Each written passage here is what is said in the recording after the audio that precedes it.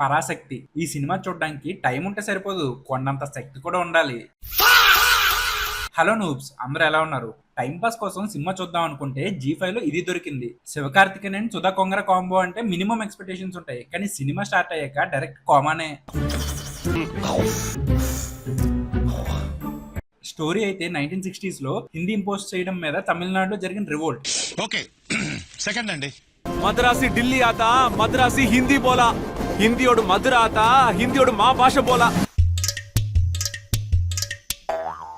Subject strong నే, paper మీద కూడా బ్లాక్ బాస్టర్, బట్ స్క్రీన్ మీద డిజాస్టర్. ఒక డైలాగ్ కూడా కనెక్ట్ అవ్వలేదు. సుధా కొంగర సినిమా అంటే ఎమోషనల్ డ్రామా ఎక్స్పెక్ట్ చేస్తాం, కానీ ఇక్కడ కార్తిక్ దీపం రేంజ్ ఎమోషన్ కూడా లేదు. నీ ఆరోగ్యం గురించి కూడా ఆలోచించవా? నా చావు గురించి కూడా ఆలోచించను. కాస్టింగ్ కూడా బ్యాడే. శ్రీలీలకి మంచి రోల్ ఇచ్చారు, కానీ ఆ రోల్ కి తను సెట్ అవ్వలే. విలన్ గా రవి మోహన్, ఇంకా చెప్పి వేస్ట్లే.